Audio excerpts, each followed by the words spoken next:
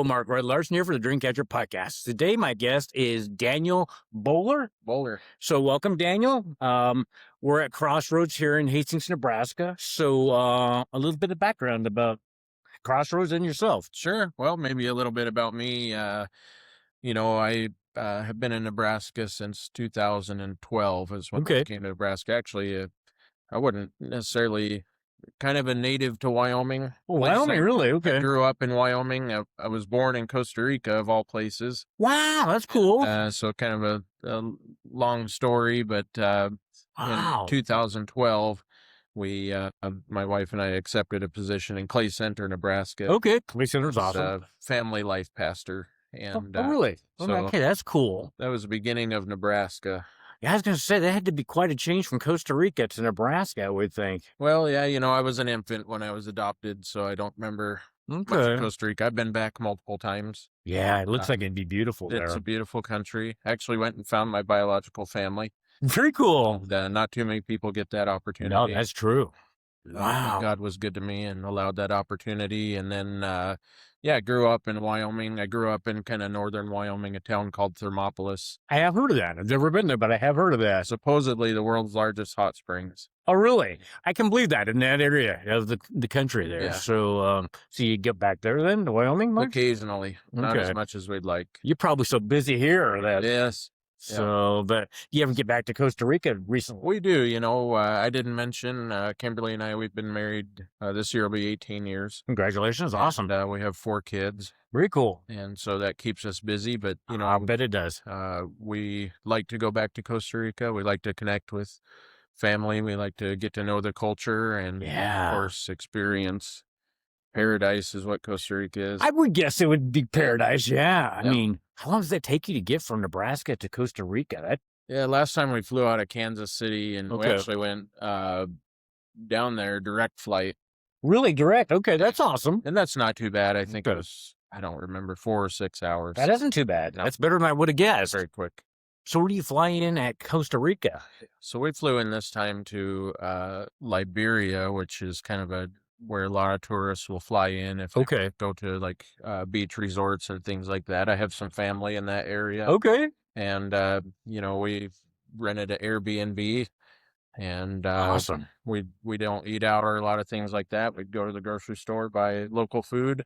I think that sounds like a good deal. Yeah, I think that sounds really good. It was really fun. We rented electric go-karts, and we were able to drive on the highways and go to different beaches. And, it's pretty budget friendly. I've always wanted to go to Costa Rica too, because I mean, it's just anybody that goes down there seems like they'd love it. Oh yeah. So I mean, and we like to go when the weather here in Nebraska is terrible. I would go with you on that one. Yeah, I like Nebraska. Well, this winter wasn't too bad, but I'm not a fan of winter at all. So are you close to a beach where you're at then? Because I love beach. Yeah. Yeah, where we went to last time, we were within minutes of beaches. You could walk down the street and be on it. Okay, I would like that place. Some of the world's most popular beaches, in fact. Really? And just beautiful places, and there's lots of scenery, and the people are incredible. And I've heard that too. So do they speak English or?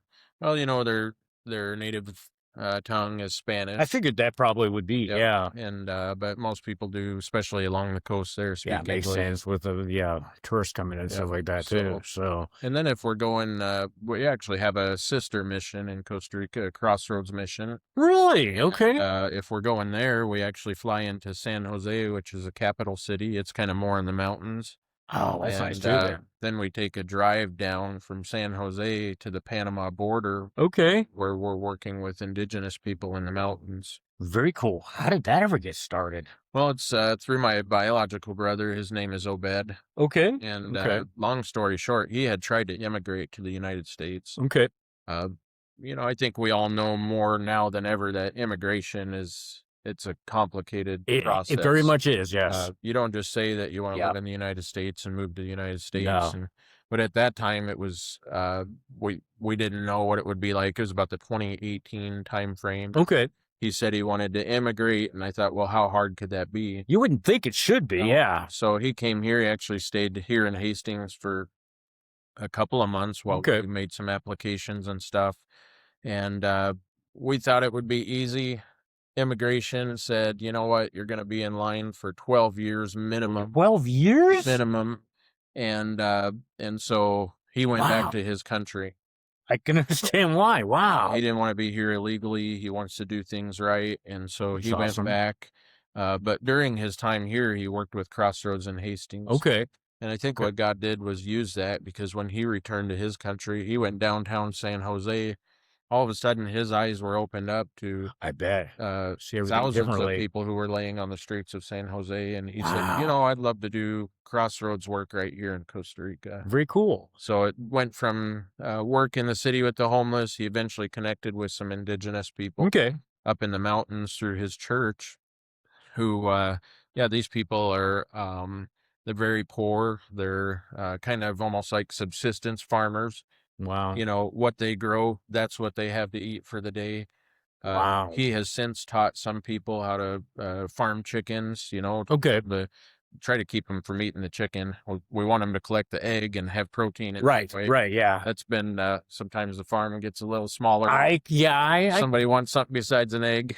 I guess I could see that too. Yeah. I just can't imagine. I mean, I hate anybody has to live like that anywhere in the world. That's difficult. So there's been a lot of interaction. What's been exciting, in fact, just today, Okay. there's a group of homeschoolers who's coming from the Hastings area here. They're going to be landing in San Jose today. Oh, really? Oh, wow. Make that 12-hour trip in the van from San Jose down to the Panama border. They're going to go up into the mountains, and they're actually going to be helping to build one of their churches. Excellent. They're pouring a foundation, pouring a floor for it, and that's going to happen this week. So that's fun that you came this week. That is so cool that that's going on. I love that. I mean, and that kind of stuff doesn't make the news. We always hear the negative stuff, but there is, talk about positive ripple with that. Yeah. And I'm all about positivity. So, because you never know how one thing like that's a big one thing. Yeah. So how many people that will help? Right. So that's a little bit about me, talking about Crossroads. Crossroads has a history in Hastings. Okay. Starting in 1983. 83. Okay. And a group of people that had a desire to reach out to needs, real tangible needs right here in our community. Okay. Hunger, homelessness, addiction, things like that. And God has used Crossroads and grown it in the 44 years of existence. God has grown that. We've since opened up a location in 2012 in Kearney, serving Buffalo County. We've opened up a location in Hall County in 2019. Okay. That serves men only in that facility. Really? Okay. Okay. And really by the end of May, we will be opening up our Dawson County location. That's Lexington. So many of us are aware of the needs in and around the Dawson County area. A lot of, but that represents going from 1983, where there actually were no homeless shelter beds. It was more of a soup kitchen. Yeah, different mindset. Yeah. Now, when we finish Lexington, we will have approximately 250 beds. I say approximately because it all depends on who's staying at the mission. Okay. If we're up to 240 and we have a family move in and then we have a couple more individuals, we can do like 275 people for emergency stays. Gotcha. But we will have actually about 250 beds for people in central Nebraska to come. Wow. If they need emergency shelter services. And beyond that is a program for them. So in all these years, spread throughout central Nebraska, even one international mission. Which is kind of funded by people who have an interest in that mission. But that's amazing to think about, something that started right here locally that now serves. You never know what one action can change the world. That's basically. Right. Oh my gosh. So Hastings is where it all started. That's right. Okay. Yeah. I never knew for sure. I mean, it started in my understanding as the First Baptist Church downtown. Really? Okay. They were the ones that, okay. I always wondered that, because I was telling you the other day, I get things in the mail from you and online, but that is, and I knew I had to talk to you guys first, just because I knew Crossroads more than the other ones that we talked about that I'm just learning about. Sure. So, do you meet here? Like, do you have a corporate that you meet here in Hastings to plan? So, that's kind of interesting. We are governed by a board of directors. Okay. We kind of have representatives from Hastings, Kearney, and Grand Island now on our board. Okay. And so that's kind of our governing board. Then we have a large team. Right now we have about 65 employees throughout central That's Nebraska, a few. all Okay. working to address homelessness. And that Definitely might needs. be, through our Mission Avenue thrift stores. That's where a lot of our funds come from. That might be Hmm. someone who's actually meeting one-on-one with Yep. guests or administration, or even like the front desk gal when you came. Yeah, I like her. Yeah. So, but it takes a big team to do what we're doing. Yeah. And, but Hastings is our administrative office. Okay. So if you Okay. were to go in the basement of the facility we're in right now, that's where our administration. That's where you do all the stuff behind us Yep. to keep this all running. So, yeah, when I started, I didn't actually know Crossroads was here. I was over there where that old grocery store, we have the Yeah. nice store, and I met a really awesome lady there, and she's like, "You got to go meet Daniel." And that's a nice store. It is, yes. And I made the mistake of saying, "This is just like Goodwill," and she's like, "What?" And I said, "It's better than Goodwill." We better not get into that one today. But I mean, yeah, but it is. It's really nicely laid out. That Yeah. is so nice. But I got a kick out of her, and she says, and she was trying to tell me where it's at. Like, that doesn't tell me where it's at. Sure. But how long has that store been going over there? Well, that was interesting. The store was in the basement of the homeless shelter here for many years. Lots of Okay. people who shopped here knew they had to go down the stairs and into the basement. Okay. And one of the things we needed here was more space. Mm-hmm. That in a year's time, 400 to 500 people who are homeless will live in this building right here. Wow. Yes. That's a tremendous amount. Yes, and that's men, women, and families. So this gets a lot of high traffic, a lot of use.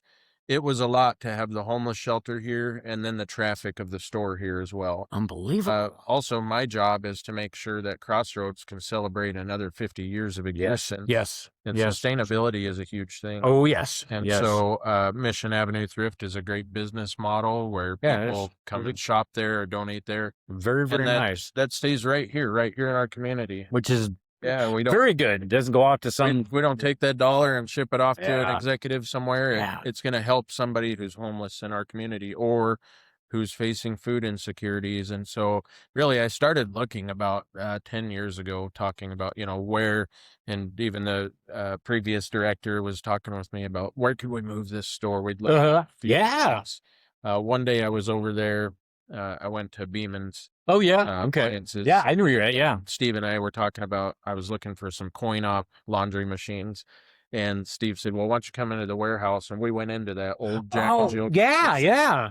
And Steve showed it to me. He showed me the dryers, but my mind wasn't on the dryers. Possibilities. I was looking around at this building going, wow, yeah. This could be the future of Mission Avenue Thrift. Yeah. And after about a year, Steve and I came to an agreement on what he would sell that building for. Okay. And Crossroads was able to purchase that, renovate it. You walk in, it's just beautiful. Very, very nice in there. Yes. Talk about a great location. It has really brought us into the community. Yep. Where it's not all in the basement here, or Crossroads is on this location. So. No, I mean, it was so nicely organized and so clean over there. I was very impressed because I'd never been in there until the other day. Yeah, and one other thing that really sets us apart as kind of a thrift store is the ability to use that store as an extension of our work. And so True. we actually have a program where people go in there. If they have a need, they can fill out a voucher form and that need will be met. Okay. If that very cool type of item is at the store, that need is met. So awesome. It turns into primarily a homeless shelter work to even an extension of meeting needs of poverty. Yes. And homeless prevention. Yes. And you don't think of homeless and poverty much in central Nebraska. I mean, you do when you go to bigger cities, you see it all over the place. Yeah. And, but so how do people, if have a need, how do they get help from you, or how does that process start? Well, talking about the homeless shelter specifically, a lot of that comes through a referral process. Referral, okay. There might be another agency or a church or the police department, fire department, another social worker, Mary Lanning Hospital. Okay. The list goes on and on of people who know of somebody who's homeless or becoming homeless and saying, you know what, I know that Crossroads can help you. Yeah. And bringing them to Crossroads for assistance. Okay. And that's the way most of that works is through a referral process that people come to Crossroads. We're open 24 hours a day, every Really? day of the year for people to come into shelter. Which is good because the need would be there. Yeah. That one of it And what too. we see, especially when the weather gets, we get these extremes, extremely colder, extremely hot. Yes. That's when we start to see a lot of people Oh, coming into shelter. I could definitely see that. And you mentioned something so important. We're sitting here, we got a lot of windows. We don't look out and see homeless people right now. Nope. That doesn't mean they don't exist. True. There's more people living under bridges and in cars and on somebody's sofa, and they don't know where they're going to go to sleep tonight. Yep. They don't have food to eat. They don't have a place to take a shower. There's more of those people than we know. Very much. I mean, it's just like the other day I was in Kearney at the Walmart, and I've never stopped, but she had one of those things that she needed something, and it wasn't food though. And, and she'd been a nurse for 10 years and started having health problems, and it just spiraled down. And I mean, she'd kind of become homeless. And, I had probably talked to her an hour there. I mean, just all the stuff that she was going through and didn't know what was coming next. Yeah. And, but no, I mean, so what would, like 5 years now, so what would you like this to look like? Would you want to go further than like what you're doing with like Dawson County coming up next? Interesting story, going from the Tri-Cities here. And I think that in our minds at a certain point, even in the minds of these communities, that was our presence was Central Nebraska, Tri-Cities. Right. Naturally being the 3 largest cities outside of Omaha and Lincoln. Right, yeah. That's where we're serving. Yeah. It really opened our eyes when we really started to study the demographics. Who are these people? What's going on in their life? Where are they coming from when they come to Crossroads? Right. And we really believe that it's important that communities would be able to meet the needs that are presented within their community. Yes. And, more and more, I get calls from small communities. I can believe that. Most recent was McCook. Really? Okay. Lexington was one of those communities. I can believe that too. Holdridge is one right now that talks to me on a regular basis. Interesting. Okay. People from these communities who are saying, we're starting to see a lot of issues where people who are living on the edge.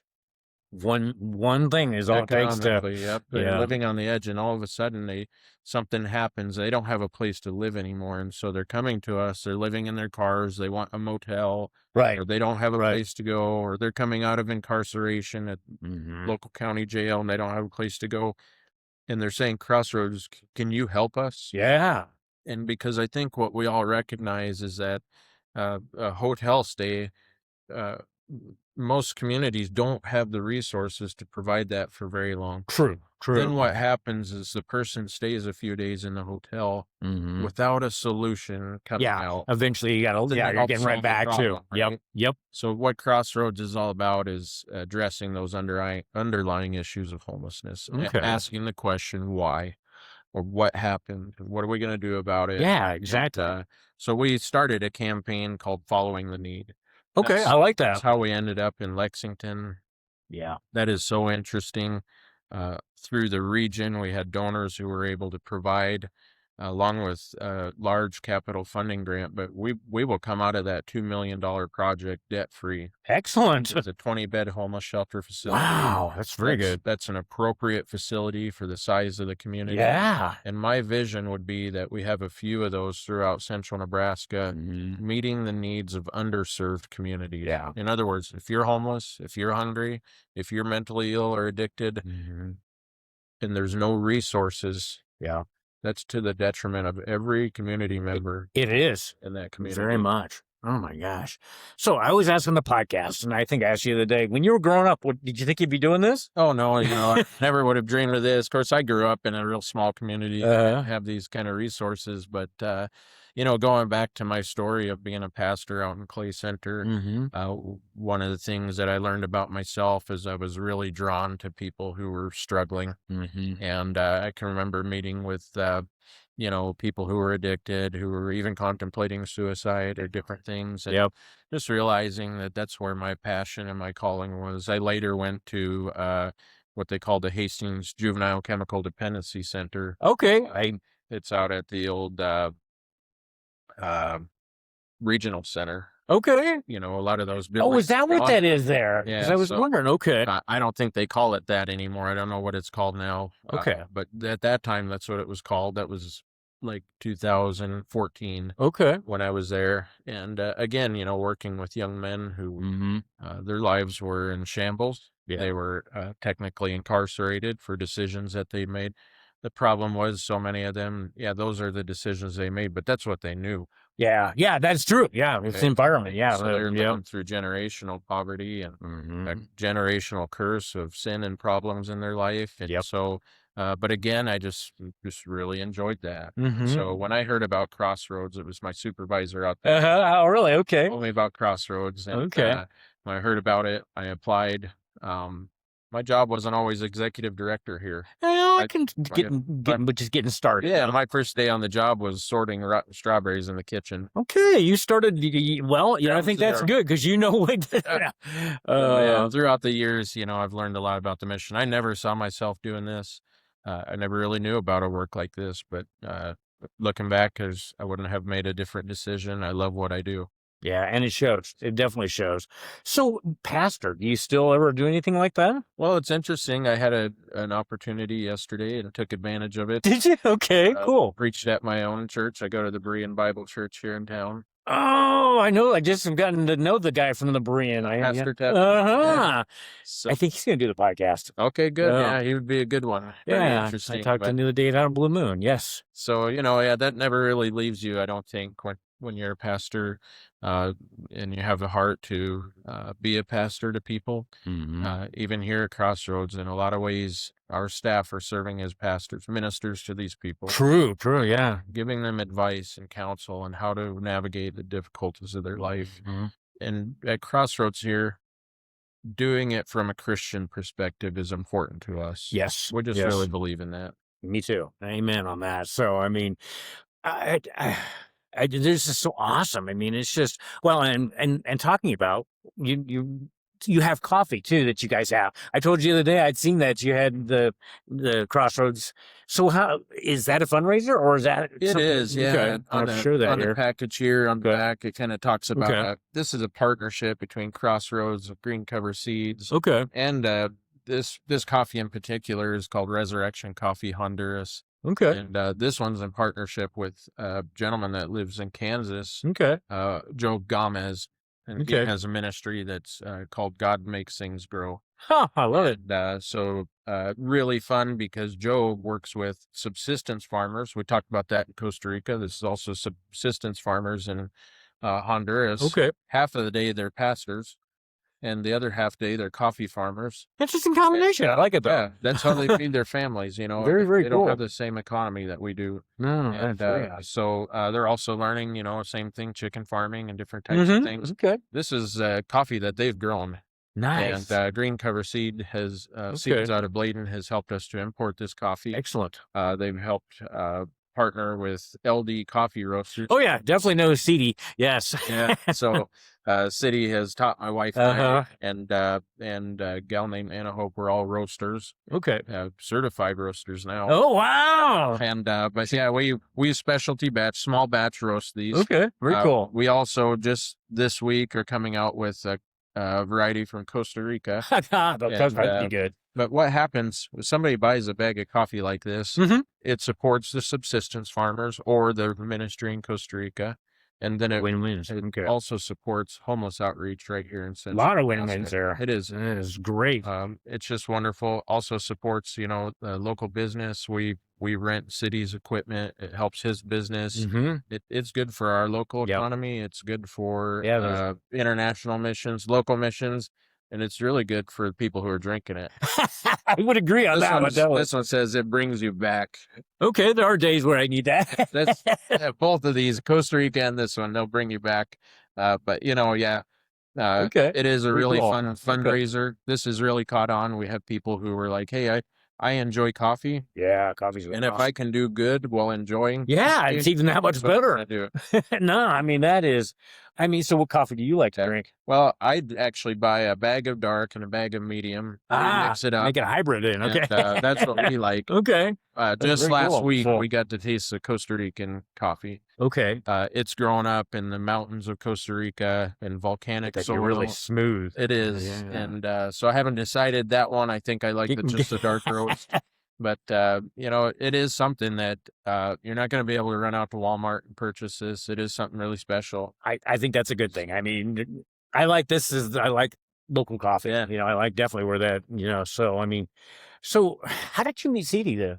Oh, that was through our good friend Keith Okay. Burns out at Green Cover Seeds. Okay. He'd been really working with I- Job Gomez. He'd been thinking about the coffee, connected us. Okay. And also he connected us with City, knowing that City had the roaster there. So do you guys do collaborations with him? I mean, he's very entrepreneurial. He doesn't sit still. No, yeah.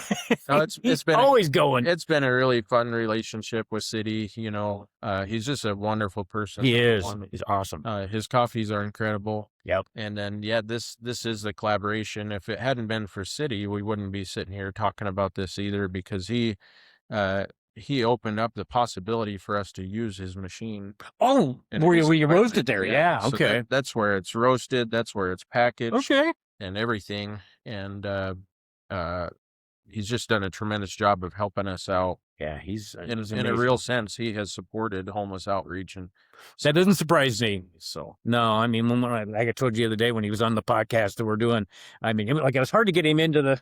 Oh, yeah. He's so tall. Yeah, he makes me look like a small person. Oh my gosh, he's tall. Yeah, but he's one of the most genuine people that I've ever met. Absolutely. I mean, and all his backstory and everything like that. So do you do collaborations with other like the Bridge and other places that are in the area? Do you guys do stuff together? Collaboration is our business here at Crossroads. Yeah. In other words, when someone comes to Crossroads, the real needs that are presented are far too much for us to address. I can see that.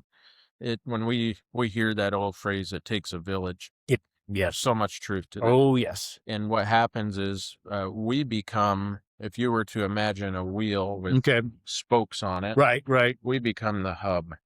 Okay. Think about this. If somebody's homeless and they need all of these different services to get well, those services cannot help that person if they don't know where they're living today. True. Because they may be under a bridge. Yeah. Across there on the bench over there. Right. On someone's sofa tonight, in a car tomorrow. So we need a place for people to live. When they have a place that they can call home, it gives access for other agencies and resources to come and offer assistance. So Crossroads cannot do this alone. Yeah. We work a lot with mental health professionals, I think it's very important therapists. We work with job services. We work with elderly services. We work with addiction services. All these different services, hundreds of agencies across central Nebraska that we partner. That's a lot of moving parts. That's wow. Yeah. I had no idea. That is so important. I think sometimes people ask me, why don't you have counselors and therapists at Crossroads? How come you don't do church services at Crossroads? It's because we need the community involved. Yeah. Amen. Yes. How we do it. I think that is good, because it's like that whole thing is like somebody else do it, let them, and it's like then you're just you get really, you don't even have to think about the problem anymore. Right. So okay, if I found somebody that was struggling, could I come and call you guys, or how if somebody was like homeless or having a mental issue? Yeah, but they just call here. A lot of times people call, or a lot of people people know about Crossroads well enough to people can just show up here. So even if somebody just had a ride to Crossroads, or I just got a call again from Dawson County yesterday. So someone had set up shop, a temporary home outside of a building, because that's all they had. Yeah. And someone called me and said, "Hey, how do we get them to Crossroads?" Yeah. That sometimes is the assistance that the average person can help. Yeah. Yeah. It would be very difficult for us to try other things like bringing them into our own home, or we don't know who they are or what's going on sometimes. And so Crossroads is, if you can help them get to Crossroads, it's a very safe place for them. It's a place where they can get started. Yeah. And have some accountability in the process. And getting started, that first step is probably very, very important on all this. So, okay, your funds. I know you get things in the mail, and I know you got that. How other ways do you get your funding for doing all this? Yeah, it's extremely important for us to focus on the sustainability of Crossroads. Okay. Currently, throughout central Nebraska, all that we're doing, it costs about $3.2 million a year to operate. Definitely can believe that. That's a big bill. Yeah, that is a huge one. I will say this: it's much cheaper than it would be with a government approach. That I can believe too. It costs us just dollars a day to take care of somebody here. Okay. And so it's much cheaper. It's a great way to address the problem, because a lot of times what we see too is when the government tries an approach, there's too many restrictions and red tape Yep. that get in the way of truly helping people. Truly. So we actually stay away from most government funding. I definitely can understand that. We stay away from all federal funding. I can't imagine why. Yeah.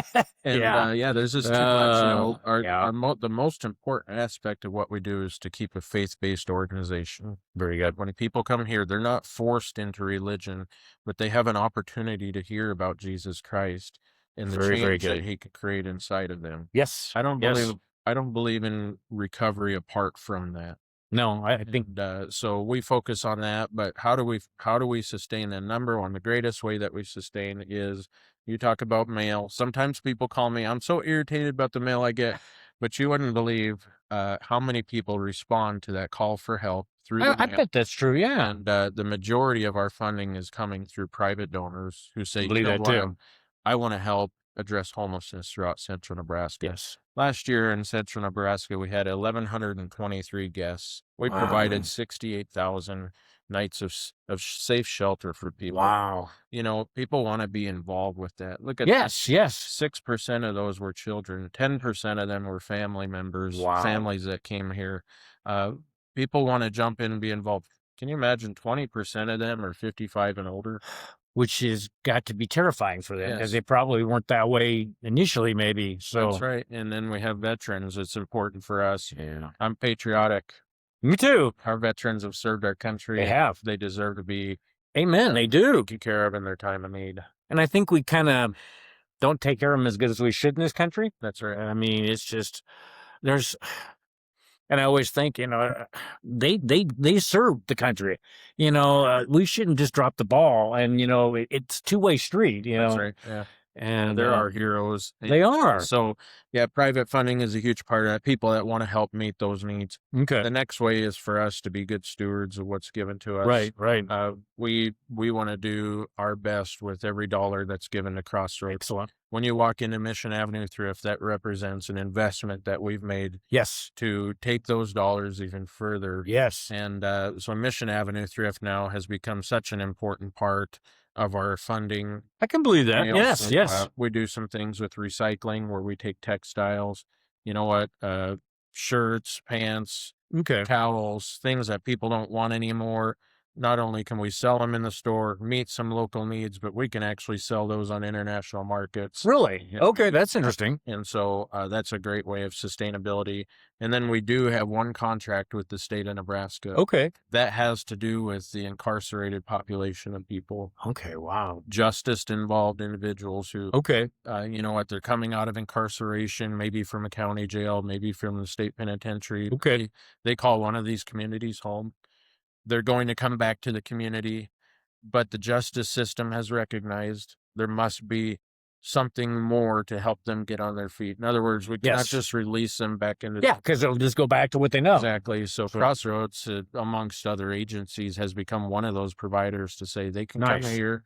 We will provide accountability, Very help good. them get on their feet. That's Very, one of very our good. greatest areas of success. Some of I our bet, yeah. greatest success stories here are people who've come through that program. Like one story, Mm-hmm. we had a gentleman, 58 years old, come out of incarceration. Okay. He worked for a couple years, saved all of his paychecks. When he left Crossroads, he bought a house. It was rough. I think he paid a little over $30,000 Okay. or somewhere around there. Uh-huh. He also paid to renovate it. So while he was at Crossroads, he saved enough to do that.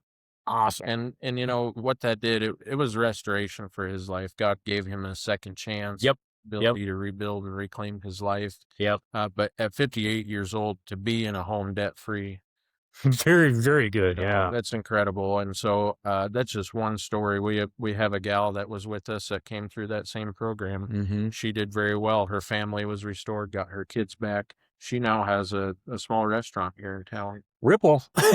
So, Yeah. that's what's exciting to me. That's what keeps me coming back is Yep. to see people ask me all the time, well, Daniel, does that really make a difference what you guys are doing at Crossroads? I've seen Yeah. it firsthand. Yeah, it definitely. I mean, And you're doing so much more than I even realized that you do. So, do you have anything in the works for even more that you would like to do? Well, we're kind of focused right now on really taking care of what we have. This year is all about Hastings. Okay. This building that we're sitting in, it's become an older building. We're sitting in this room. You can see the windows are older. Right. HVAC systems. You go in the rooms. They've been well used. We had an exciting December because Okay. Federal Home Loan Bank announced to us that they were going to award us $1.5 million on this building for capital improvements. Wow, what a gift. Yes. Our responsibility is to raise an additional $300,000. Cool. So we're going to be investing roughly $2 million in this building. That's Very what this good. year about is really bringing this up to a new standard. Uh-huh. We know that so many of the people that we serve have had experiences where they lived in places that were sometimes not meant for human habitation, even. Right. Or they grew up kind of in slum situations, or different things like that. We want that when people come to Crossroads, they have a totally different experience, one that offers dignity, Yes. one that raises their standard. You Yes, kind of rise yes. to the standard of the environment. True, very true. And so we're going to invest a lot in this building so that we can continue doing a good job. Excellent. Right now is about investing in what we have. God Yep. will open the next door. He will. You know. And sometimes very mysteriously, he does work in, he can be so ornery. That's right. It's awesome. So that's so cool. I'm so pumped about that. Yeah, So we don't want to neglect what we have. We want to steward it well. yeah.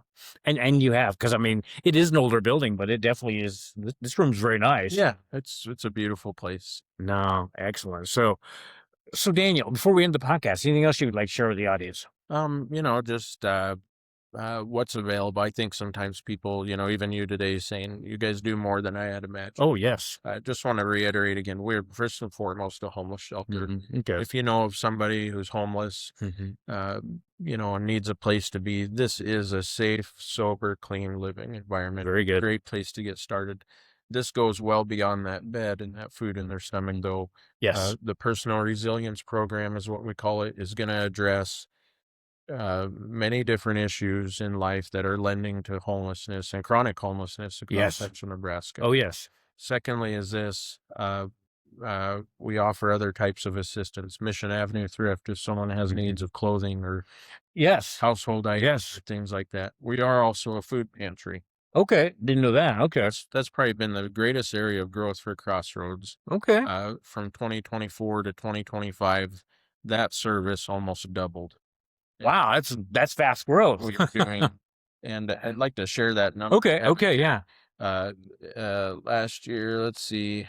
Oh, you know what? They don't have it on this one. I do have it. But that is amazing, and I had no idea Yeah, this one's gonna blow your mind, and the outreach of what we were able to do. Maybe I'm better off using my phone here, because I just saw this statistic this morning. Okay. We're talking about the number of hungry people right here in central Nebraska, or people who are facing food insecurity. Right. What does that mean? That means that they have to make a decision today about probably if they're going to eat or if they're going to do something else. Yeah. So we provided 20,754 food boxes throughout central Nebraska for families last year. That's amazing. So a lot of people don't know that about us. I talked to a pastor the other day who said, I didn't know you were a food pantry. No, I didn't until right now. Yeah, and this is what we call a low barrier food pantry. Okay. We operate with long operating hours. Okay. We operate 7 days a week. You're going to Excellent. provide a little bit of information, but not a lot. Fairly easy to access food. Okay. And how do we find the food to do that? Yeah, I was going to ask you. Millions of pounds of food. Yeah. We're a part of a program called Retail Rescue. We work with Food Bank for the Heartland. We go Okay. Yeah. Walmart's, Dollar General, Sam's Clubs, and we're picking up food that might be towards the end of its best use, or use by date, or maybe the can has a ding on the side. For various reasons we get this food, but we will handle from this facility literally over 1 million pounds of food this year. That's a lot of food. And Wow. just really being resourceful on how we get that food, working closely with the food bank, and making that available not only for Crossroads, but we're providing for 19 food pantries across South Central Nebraska. Wow, that's a lot right there too. So we have a Freightliner truck. It goes out, it picks up, it delivers. So you drive that? No, I don't have CDL. I wish. I thought maybe you did, because I can see you doing that. I do drive the forklift. Okay. But we have a whole team that focuses on food resources, those types of things. And then lastly, what I would share with you is, again, people can get involved here. Yes. You know, I have a gentleman who's coming here tomorrow morning. He's going to volunteer by laying flooring. Okay. The food program, we have people who are going to come and drive that Freightliner. Okay. So you have a CDL, volunteers who are doing that. Very cool. We have groups who are coming in. Last week we had Girl Scouts here. They were packaging up food boxes. That's awesome. Those food boxes were going to go to Franklin and to Minden and over to Aurora. I love that. Clear out to Curtis, Nebraska. Wow. So this is quite an opportunity. Hastings, Kearney, Grand Island, Lexington, ways for people to get involved. And Very that's so important. important. You know, we all want to serve, and we want to work as a community, a true community, to meet needs. So lastly, I would just say thank you to you helping today with the podcast. Thank you for being on my podcast. And but also to the thousands of people who get involved in one way or another. People are getting involved to meet the needs of people who are struggling. You know, and that's so appreciated by me as a director and by our team. Because we can't do it without people. So I just would say thank you to everybody who's involved in this type of outreach and ministry. It's important to all of us. It is. And I think of all the dreams that can go on because you're helping these people. Because I always say everybody's got dreams when they were growing up, you know, so I always ask that in the podcast. And they didn't think that they were going to be in probably the situation that they are. And here you're helping have an avenue, you know, to potentially catch those dreams. So, and I love that. So, and it's great. I'm glad God crossed our path. I'm glad everybody said, you got to go talk to Daniel. So that is awesome. So I will end the podcast right there. I look forward to watching the journey here. It's something, a lot of things are changing quite a bit. So on that, I will end the podcast. Have a great rest of your day, and we'll be talking soon. All right. God bless.